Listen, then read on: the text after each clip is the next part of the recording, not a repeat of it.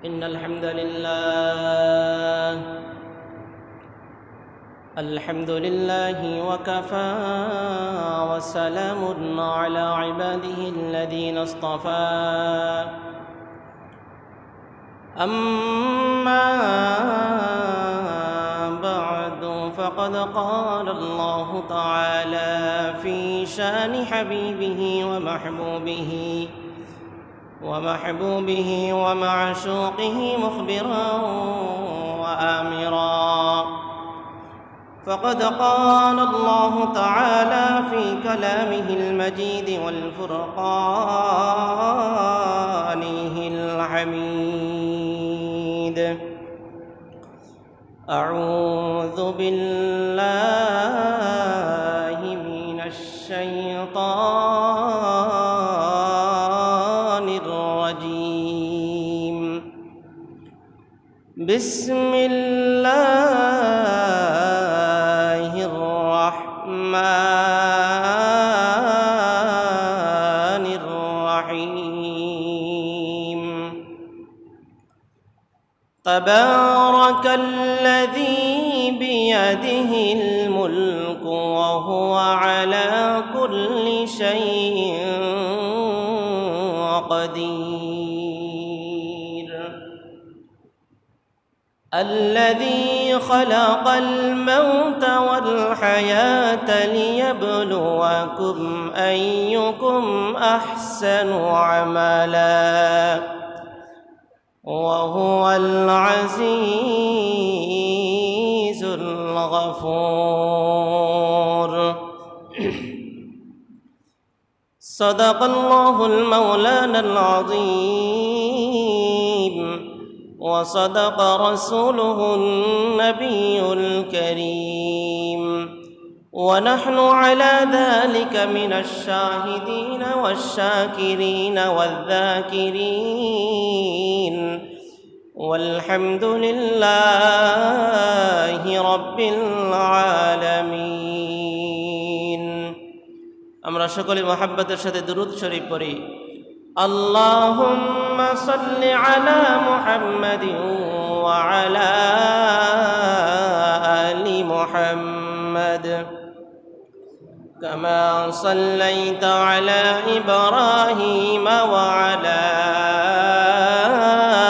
آل إبراهيم إنك حميد مجيد. اللهم بارك على محمد وعلى آل محمد كما باركت على إبراهيم وعلى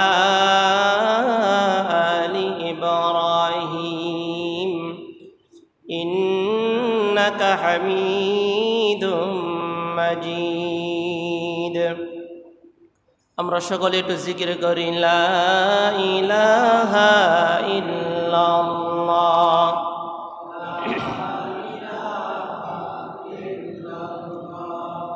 লা ইলাহা ইল্লাল্লাহ। লা ইলাহা ইল্লাল্লাহ।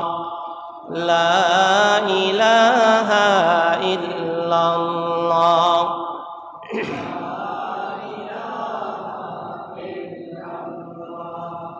لا إله إلا الله.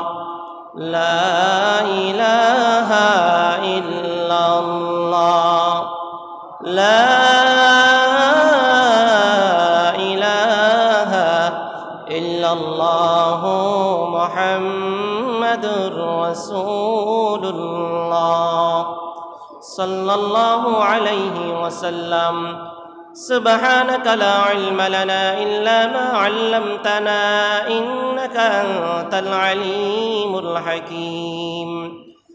رب اشرح لي صدري ويسر لي أمري واحلل عقدة من لساني يفقه قولي.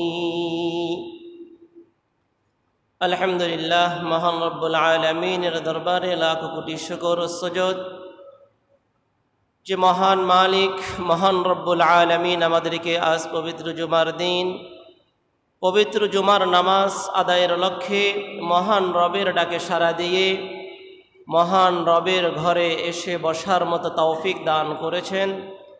এই জন্য সেই মহান প্রভুর দরবারে একবার কালিমাতুশ শুকর আদায় করি, সকলেই বলি আলহামদুলিল্লাহ।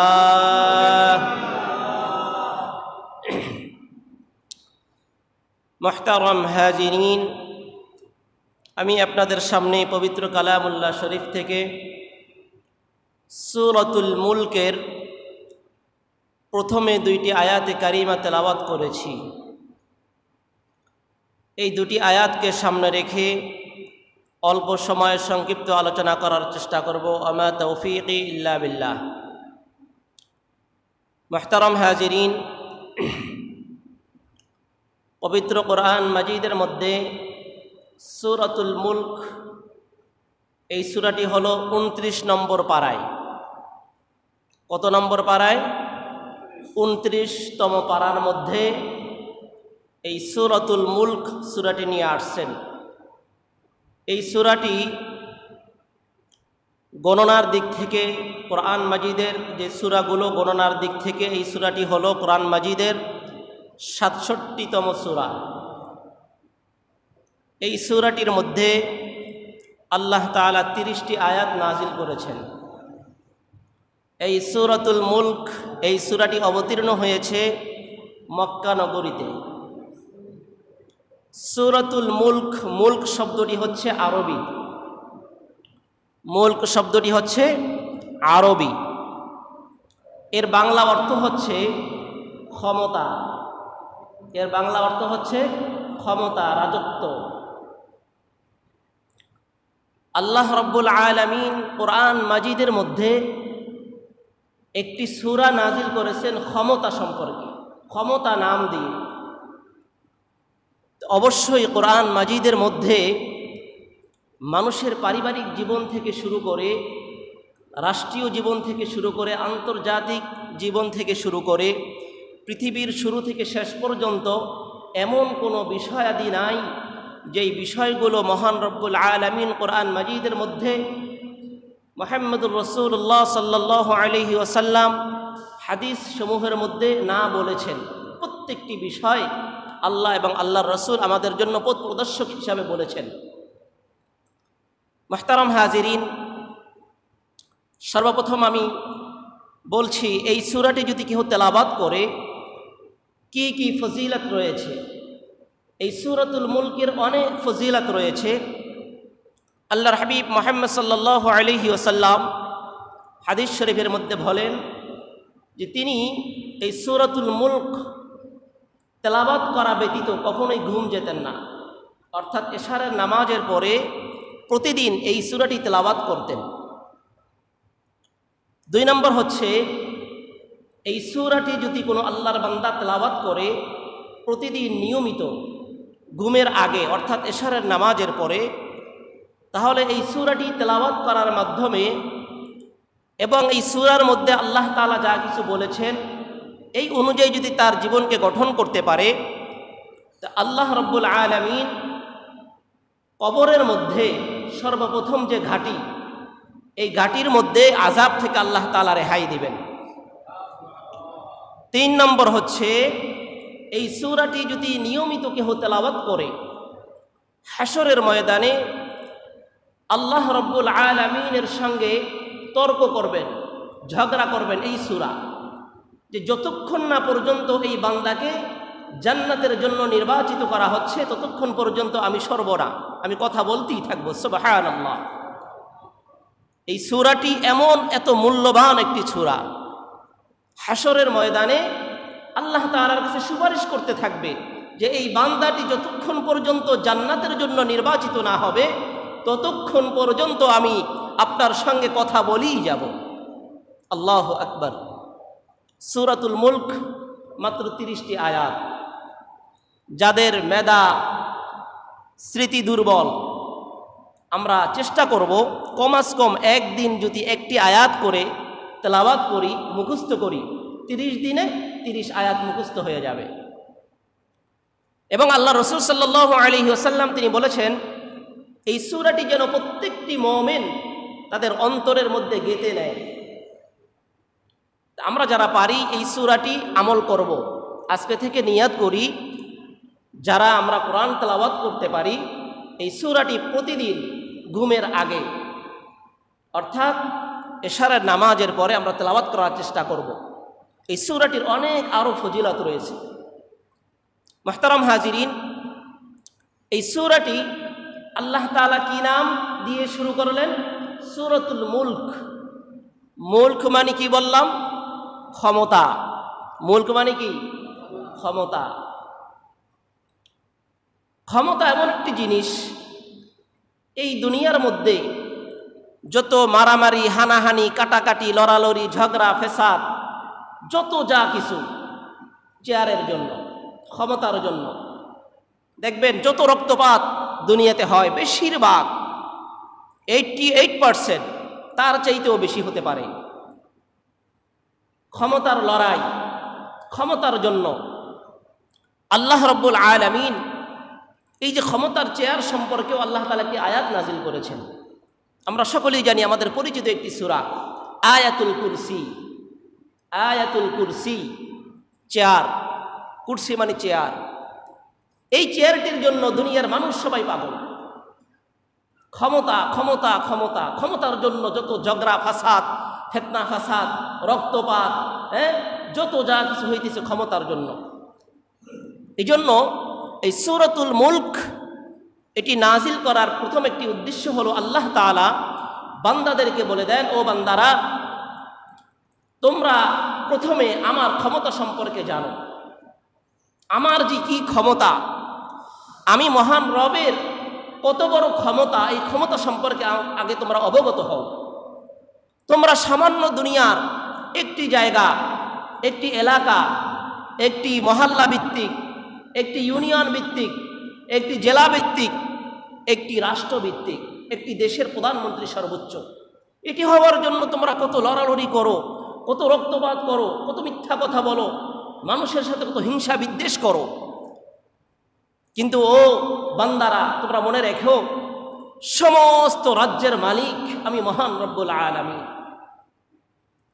এই জন্যই তো আল্লাহ তাআলা বলেন সূরাতুল মুলকের প্রথম আয়াতের মধ্যে আল্লাহ রব্বুল আলামিন বলে দিলেন, তাবারাকাল্লাযী বিয়াদিহিল মুলকু ওয়া হুয়া আলা কুল্লি শাইইন কাদির। সেই সত্তা তো তিনি, যিনি তামাম জাহানের তিনি একমাত্র বাদশাহ। সমস্ত ক্ষমতার হাত হলো একমাত্র আল্লাহ তাআলার। পৃথিবীর মধ্যে যতটি জায়গা আছে, লৌহ কলম, নবমণ্ডল, ভূমণ্ডল, আসমান এবং জমিনের মধ্যখানে যা কিছু রয়েছে, সব কিছু ক্ষমতার মালিক আমি মহান রব্বুল আলামিন। আল্লাহ তাআলা তিনি বলতেছেন যে ক্ষমতার হাত আমার কাছে, বিয়াদিহিল মুলক, সমস্ত ক্ষমতার হাত আমার কাছে। প্রত্যেকটি জিনিসের উপরে আমি ক্ষমতা রাখি। আমার ক্ষমতা সম্পর্কে তোমরা জানো। মুহতারাম হাজিরিন, আল্লাহ রাব্বুল আলামিন বলেন, আমার কেমন ক্ষমতা তোমরা কি জানো? যখন দুনিয়াতে কোনো মানুষ ছিল না, দুনিয়াতে কোনো ফেরেশতা ছিল না, জিন ছিল না, দুনিয়াও ছিল না, তখনও আমি রব্বুল আলামিন ছিলাম। আবার যখন দুনিয়াতে কেউ থাকবে না, তখনও আমি মহান রব্বুল আলামিন থাকব। মুহতারাম হাজিরিন, আপনাদেরকে একটি কথা মেসেজ দিতে চাই, যে কথাটি মশহুর, বিশেষ করে আমাদের বাংলাদেশে প্রত্যেকটি মানুষ এই বিষয়ে আমরা অবগত আছি, যে ক্ষমতার চেয়ার দখলের জন্য আমরা সকলেই এই কথাটা জানি, আমরা পরিচিত এই কথাটার সাথে, যে সমস্ত ক্ষমতার মালিক জনগণ। এ কথা বলে কি বলে না? রাজনৈতিক যে সমস্ত যারা ব্যক্তিবর্গ রয়েছে, যারা রাজনীতি করে, গণতন্ত্রের নামে যে একটা কুফরি মতবাদ আমাদের মাঝে ঢুকিয়ে দিয়েছে, সবাই এ কথা বলে সমস্ত ক্ষমতার মালিক জনগণ। আচ্ছা বলেন তো, আসমানের মালিককে, আল্লাহ। জমিনের মালিককে আল্লাহ, পাহাড়ের মালিককে আল্লাহ, চন্দ্রের মালিককে আল্লাহ, সূর্যের মালিককে আল্লাহ। তো সমস্ত ক্ষমতার মালিক মানুষ হলো কিভাবে, জনগণ হলো কিভাবে? আমি তো আমার নিয়ন্ত্রণই তো আমি তো পারি না। আমার যদি একটু পেটে ব্যথা হয় একেবারে নিঃস্ব হয়ে যায়, মাথায় যদি একটু ব্যথা হয় একেবারে মনে হয় যে দুনিয়াদারি কিছু ভালো লাগে না। আমি আমার নিয়ন্ত্রণই তো রাখতে পারতেছি না, আমি আবার কিসের ক্ষমতার মালিক? এটা হলো সম্পূর্ণ একটা, এই কথাটা যারা বলে, এই মতবাদ যারা বিশ্বাস করে, কুফরি মতবাদ, এটা মুশরিক। এই কথা যারা বিশ্বাস করে, যাদের চিন্তাধারা, যাদের মনে প্রাণে লালন করে এই কথা, সকল ক্ষমতার মালিক জনগণ, শিরক একটা কুফরি কথা। এই কথা যারা বিশ্বাস করবে তারাও কুফুরের মধ্যে আছে, কাফের হয়ে মারা যাবে, বেঈমান হয়ে মারা যাবে। এটা আমরা অনেকেই জানি না। আমরা তো সাধারণত সকলের বক্তব্য শুনে থাকি সকল ক্ষমতার মালিক জনগণ। সকল ক্ষমতার মালিক জনগণ নয়, সকল ক্ষমতার মালিক হলেন আমার মহান রব, রব্বুল আলামিন। এই জন্যই আল্লাহ তাআলা বলেন সূরাতুল হাদীদের মধ্যে 3 নম্বর আয়াতের মধ্যে আল্লাহ রব্বুল আলামিন বলেন হুয়াল আউয়ালু ওয়াল আখিরু ওয়াজ যাহিরু ওয়াল বাতিন ওয়া হুয়া বিকুল্লি শাইইন আলীম। আল্লাহ রব্বুল আলামিন বলেন হুয়াল আউয়ালু, আমি প্রথমেও ছিলাম, শুরুতেও ছিলাম, হুয়াল আউয়ালু ওয়াল আখিরু, আমি শেষেও থাকবো। যখন কেউ দুনিয়াতে ছিল না তখনও আমি ছিলাম, আবার দুনিয়াতে যখন কেউ থাকবে না তখনও আমি থাকবো। ওয়াজ যাহিরু ওয়াল বাতিন, গোপনে প্রকাশ্যে আমি সব কিছু, সব জায়গায় আমি থাকি। আমি মহান রব্বুল আলামিনের ক্ষমতা সর্ব জায়গায় বিরাজমান। এ কথা আল্লাহ বলতেছেন। আল্লাহ রাব্বুল আলামিন অন্য আরেক আয়াতের মধ্যে বলেন আল্লাহু লা ইলাহা ইল্লা হুয়াল হাইয়ুল কাইয়্যুম। আল্লাহ তো তিনি, মহান রব তো তিনি, লা ইলাহা ইল্লাহু, যার কোনো আর অংশীদার নেই, যার কোনো দ্বিতীয় নেই। মহান রব তো তিনি, যিনি চিরঞ্জীব, হাইয়ুন, যিনি চিরঞ্জীব, কাইয়্যুম, যিনি চিরস্থায়ী। আমাদের দুনিয়ার মধ্যে যারা ক্ষমতার জন্য লড়াই করি, ক্ষমতার জন্য পাগল, সামান্য জায়গার মধ্যে ক্ষমতা, তাও আবার চিরস্থায়ী নয়। ক্ষমতা এই আছে অনেক মান সম্মান, ক্ষমতা নাই লাথি মেরে চেয়ার থেকে বাহির করে দেয়, দেয় কি দেয় না?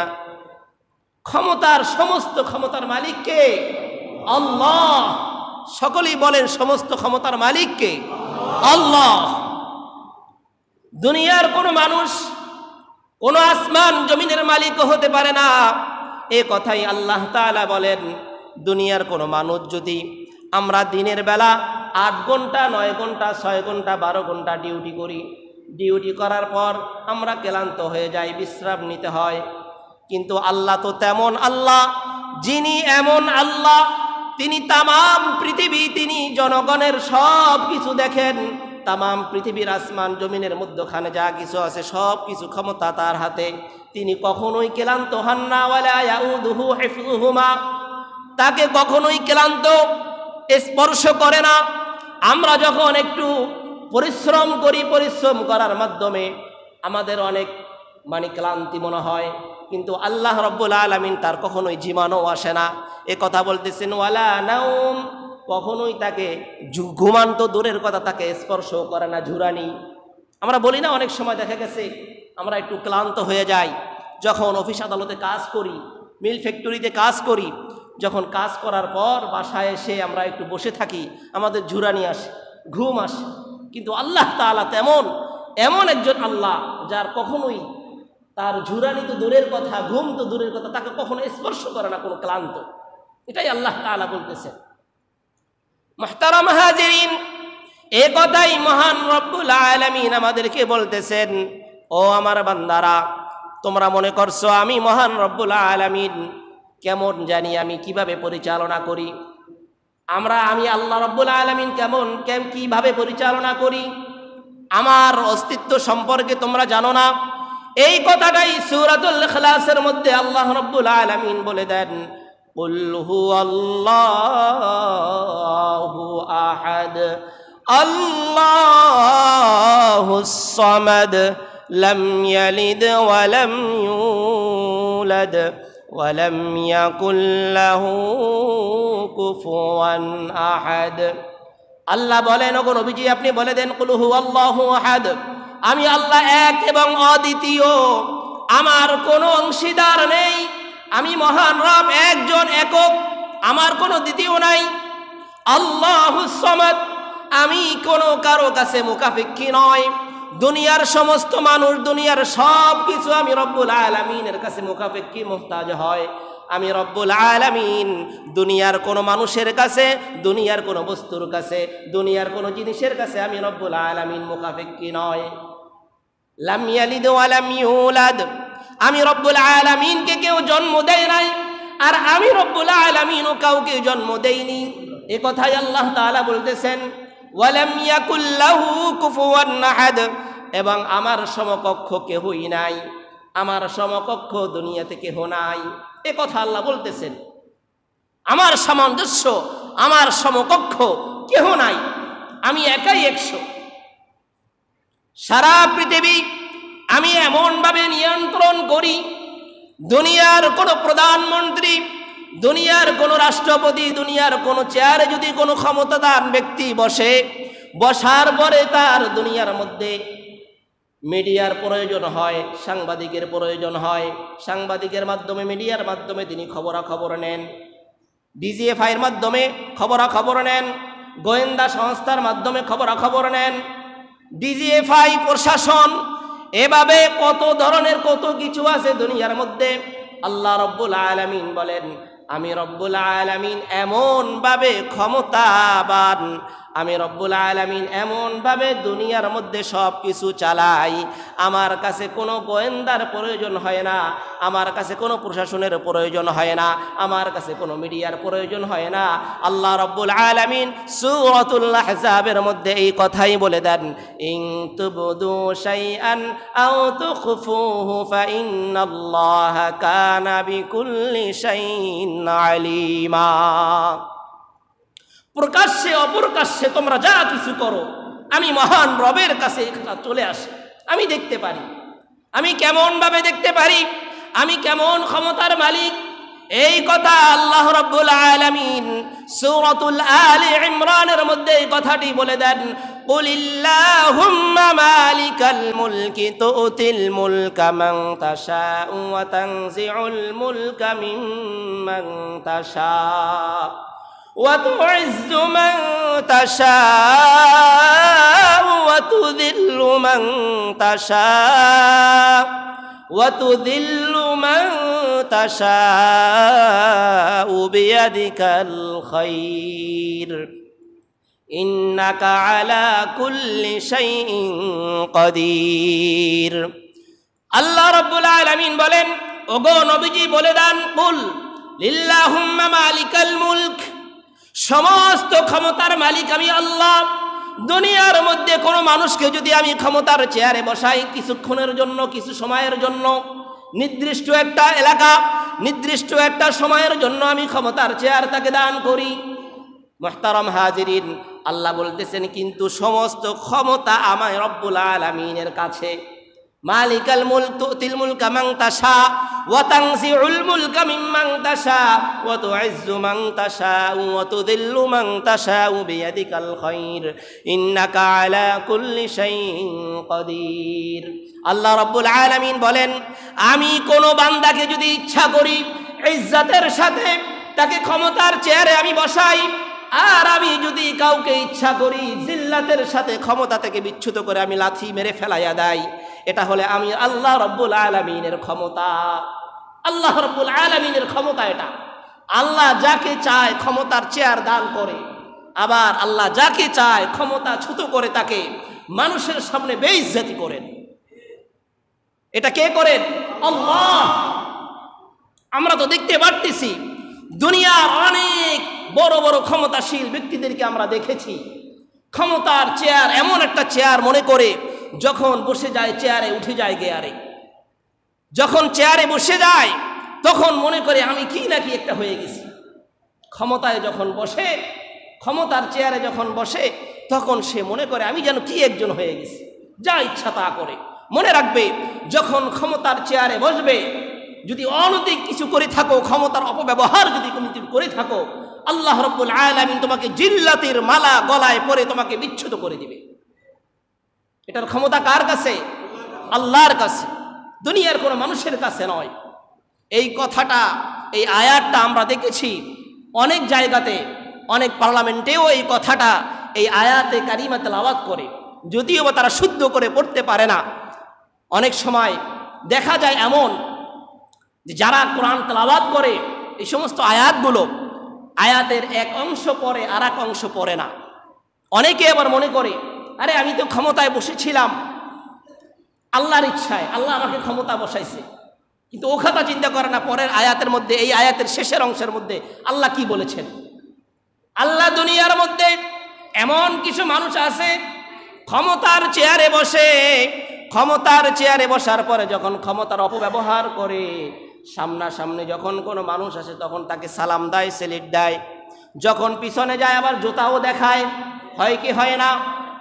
অনেক মানুষ আছে ক্ষমতা নাই, ক্ষমতার চেয়ার নাই, কিন্তু আল্লাহ তাআলা এমন সম্মান তাদেরকে দিয়েছেন, যেই সম্মানের চেয়ার আল্লাহ তাআলা দিয়েছেন দুনিয়ার কোনো মানুষ চাইলেও সেই ক্ষমতা, সেই সম্মান হরণ করতে পারে না। হয় কি হয় না এরকম? আমরা দেখেছি এই বাংলাদেশের মধ্যে অনেক উলামায়ে কেরাম, বিজ্ঞ বিজ্ঞ আলেম, যাদের কথায় হাজারো মানুষের হৃদয়ে নিংড়ানো চোখের পানি পড়ে, যাদের কথাগুলো এত আসর করে, এমন এমন হক্কানি আলেমদেরকে, তাদেরকে বেইজ্জতি করার জন্য কত কিছু তারা করেছে, ক্ষমতার অপব্যবহার করেছে। আল্লাহ রাব্বুল আলামিন তাদেরকে এমনভাবে লাঞ্ছনা দিয়েছে, এমনভাবে তাদেরকে ক্ষতিগ্রস্ত করেছে, এমন একটা অবস্থা দুনিয়ার মানুষের সামনে, দেশের মানুষের সামনে গর্ব করে কথা বলতে পারে না আমি এই দল করি, এ কথা বলতে পারে না। যারা আলেমদেরকে তাদের চরিত্র হরণ করার চেষ্টা করেছে, আল্লাহ তাদেরকে লাঞ্ছনা, চরিত্র হরণ করে জাতির সামনে প্রকাশ করে দিছে। কি বলেন? জাতির সামনে প্রকাশ করে দিছে। যারা আলেমদেরকে নিয়ে বাজে মন্তব্য করে, আলেমদেরকে নিয়ে নানা রকমের কটূক্তি করে, তাদের ইজ্জত সম্মান নিয়ে তারা কারাকারি করে, আল্লাহ তাদের চরিত্রগুলো মানুষের সামনে ফোকাস করে দেয়। এমন এক অবস্থা আমরা তো দেখতে পাচ্ছি। বাতের হোটেলের মালিক আমরা সবাই জানি না, কত বড় বড় আলেমদেরকে লাঞ্ছনাদায়ক তাদেরকে শাস্তি দিয়েছে, জনগণ থেকে বিচ্ছিন্ন করার চেষ্টা করেছে। আল্লাহ রাব্বুল আলামিন তাদের চরিত্রগুলো প্রকাশ করে দিছে। হাজার হাজার উলামায়ে কেরাম জনগণ থেকে বিচ্ছিন্ন করতে পারে নাই। এখনো উলামায়ে কেরামদের যে ভক্তি শ্রদ্ধা মানুষের অন্তরের ভিতরে গেঁথে আছে। ক্ষমতা নাই কি হয়েছে, কিন্তু ভক্তি শ্রদ্ধা উলামায়ে কেরামদের প্রতি আছে। হাজার চেষ্টা করলেও সম্ভব নয়। মুহতারাম হাজিরিন, এজন্য আমরা অনেকেই ভাবি একটু ক্ষমতার জন্য, একটু সামান্য চেয়ারের জন্য, একটু মাদ্দারি করার জন্য কত কিছু কয়, কত কিছু করতে চাই। এটা ঠিক না। মুহতারাম হাজিরিন, এই কথা মনে রাখবেন, হাতে কলমে লিখে রাখবেন। আমি বলে যাচ্ছি, এই কথাগুলো আপনার হাতে কলমে লিখবেন, খাতা কলমের মধ্যে লেখলে হয়তোবা এটা ছিঁড়ে যাবে। অন্তরের মধ্যে খোদাই করে নেন। যে সমস্ত মানুষগুলো সমাজের মধ্যে হোক, রাষ্ট্রের মধ্যে হোক, যে সমস্ত মানুষগুলো উলামায়ে কেরামদের বিপক্ষে অবস্থান নেবে, উলামায়ে কেরামদের অচক্ষে অর্থাৎ তাদের অপ্রকাশ্যে বিভিন্ন ধরনের মন্তব্য করবে, ওই লোকটা সবচেয়ে চরিত্রহীন, ওই লোকটা সবচেয়ে বদমাশ। যারা উলামায়ে কেরামদের পিছনে কথা বলে, উলামায়ে কেরামদের তাদের চরিত্র নিয়ে কথা বলতে চায়, তারা এই করে না, সেই করে না, ওই করে সেই করে, অন্যায়ভাবে কোনো আলেমদেরকে যদি বেইজ্জতি করতে চায়, আল্লাহ রাব্বুল আলামিন তাকে দুনিয়াতে বেইজ্জতি করবেই করবে 100%। এ কথা আমি সাক্ষী। আমি অনেক জায়গায় এরকম দেখেছি, উলামায়ে কেরামদের বিরুদ্ধে বিভিন্ন ধরনের ষড়যন্ত্র, আল্লাহ তাআলা তাদেরকে এমন বেইজ্জতির মালালের আল্লাহ তাআলার পক্ষ থেকে এমনভাবে বেইজ্জতি করে জাতির সামনে এটা একদম সূর্যের আলোড়নায় প্রকাশ হয়ে যায়। এই জন্য মুহতারাম হাজিরিন, আলেম, একজন আলেম তিনি কিন্তু একজন কোরআনের দারুল বাহক। আল্লাহর রসুলের আমরা পাবো না, আল্লাহর রসুলকে আমরা পাবো না। আল্লাহর রসুলকে আর আসবে আমাদের সামনে? আর কখনোই আসবে না। এরা হচ্ছে ওলামায়ে কেরাম, হচ্ছে আমাদের মাথার তাজ। এদের মাধ্যমে আমরা দিন ধর্ম শিখব, কোনটা হালাল কোনটা হারাম আমরা শিখব, শরীয়তের পথ প্রদর্শক হিসাবে তাদেরকে মানব। যদি তাদেরকে আমরা অসম্মান করার চেষ্টা করি, আল্লাহ আমাকে অসম্মান করবে। নবীকে পাবো না। একজন নবীকে যেভাবে আবু জাহেল, আবু লাহাব, তারা যেভাবে আল্লাহ রসুলকে দুশমনি করতে গিয়ে তার বিপক্ষে অবস্থা নিয়েছে, আল্লাহ তাআলা তাদেরকে এমনভাবে বেইজ্জতি করছেন, ওই বেইজ্জতি সারা পৃথিবীর বুকে কিয়ামত পর্যন্ত মানুষ স্মরণ করবে। এই যুগে আমাদের কাছে নবী রাসূলগণ আসবে না। নবী রাসূলগণ যদি না থাকে, সামান্য একটা কথা বলি, হযরতে মূসা পয়গম্বর আলাইহিস সালাতু ওয়াস সালাম পর্যন্ত, হযরতে আদম পয়গম্বর আলাইহিস সালাতু ওয়াস সালাম থেকে শুরু করে হযরতে মূসা পয়গম্বর আলাইহিস সালাতু ওয়াস সালাম পর্যন্ত এক সেকেন্ডের জন্য, এক দিনের জন্য, এক মাসের জন্য নবী আসা বন্ধ করেন নাই। প্রত্যেক গোত্রে, বিভিন্ন অঞ্চলে গোত্রভিত্তিক আল্লাহ তাআলা নবী প্রেরণ করেছেন। মূসা পয়গম্বর পর্যন্ত অনেক নবী রাসূলগণ আসছেন, তারা দাওয়াত দিছেন। আবার অনেক কাফের, মুশরিক, ইহুদি, বেঈমান, নাসারা তাদেরকে ষড়যন্ত্র করে অনেক হাজার হাজার শত শত নবীদেরকে কতল করছে। ওয়ায়াকতুলুনান নাবিয়্যিনা বিগাইরিল হক, অনেক নবীদেরকে কতল করেছে। কিন্তু আল্লাহ রাব্বুল আলামিন হযরতে মূসা পয়গম্বর আলাইহিস সালাম, হযরতে ঈসা পয়গম্বর, হযরতে মূসা পয়গম্বর আলাইহিস সালাতু ওয়াস সালাম থেকে আল্লাহ রাসূল সাল্লাল্লাহু আলাইহি ওয়াসাল্লাম পর্যন্ত মাঝখানে প্রায় 550 বৎসর পর্যন্ত কোন নবী রাসূল আল্লাহ তাআলা পাঠান নাই। কোন নবী রাসূল আল্লাহ পাঠান নাই। ওই যুগটা এমন একটা বর্বরতার যুগ ছিল, যেটা আমরা বলি অন্ধকারের যুগ, যেটা আইয়ামে জাহিলিয়াতের যুগ, আমরা সকলেই জানি না। তো অন্ধকারের যুগ কেন বলে? তখন কি সূর্য উঠতো না? আসমানে কি সূর্য উঠতো না? আসমানে সূর্য উঠতো। আসমানে কি চাঁদ উঠতো না? চাঁদ উঠতো, সব কিছুই হতো। বর্বরতার যুগ, অন্ধকারের যুগ কেন বলেছে? কোনো আলেম ছিল না, কোনো নবী ছিল না, যার কারণে মানুষ অপদস্থ হয়ে গেছে, মানুষের মনুষ্যত্ববোধ হারিয়ে ফেলছে। এই জন্য ওলামায়ে কেরামদের সাথে কখনো বিদ্বেষ পোষণ করব না। আদবের সাথে কথা বলবো, আদবের সাথে এসে বসে কথা বলবো। হতে পারে মানুষের ভুল, আদবের সাথে এসে কথা বলবো। ওলামায়ে কেরামদের আমি বলে দেব এইটা, যারা ওলামায়ে কেরামদেরকে নিয়ে বাজে মন্তব্য করে, এর চরিত্রের মধ্যে বেশ কম, চরিত্রের মধ্যে সমস্যা। আরেকটা কথা বলবো, যারা ওলামায়ে কেরামদেরকে নিয়ে বাজে মন্তব্য করে, এদের পারিবারিক ন্যূনতম কোনো শিক্ষা নাই তাদের মাঝে, দ্বীনের কোনো ন্যূনতম তাদের শিক্ষা নাই তাদের মাঝে। আমি দেখতে পাচ্ছি এমন একটা পর্যায় ছিল বাংলাদেশের মধ্যে, প্রায় 88% মসজিদগুলোর ভিতরে সত্য কথাগুলো বলতে পারতো না খতিব সাহেবগণ, সত্য কথাগুলো বলতে পারতো না। এই জন্য মসজিদ কমিটি এমন স্বচ্ছ হওয়া চাই, কোনো সুদখোর, ঘুষখোর, হারামখোর, বদমেজাজি, এইভাবে কোনো দুর্চরিত্রের কোনো মানুষ মসজিদ কমিটিতে রাখবেন না, মসজিদ কমিটিতে রাখা যাবে না। স্বচ্ছ মানুষ, যেগুলোর মধ্যে আল্লাহ তাআলার ভয় আছে, সঠিক প্রকৃত, তাদেরকে মসজিদ কমিটিতে রাখতে হবে।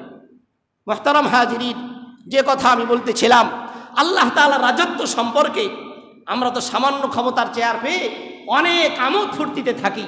আল্লাহ তাআলা বলতেছেন আল্লাহ কেমন ক্ষমতার মালিক, এই কথা আল্লাহ রাব্বুল আলামিন কোরআন মাজিদের মধ্যে বলে দেন, وعنده مفاتح الغيب لا يعلمها إلا هو ويعلم ما في البر والبحر وما تسقط من ورقة إلا يعلمها ولا حبة في ظلمات الأرض।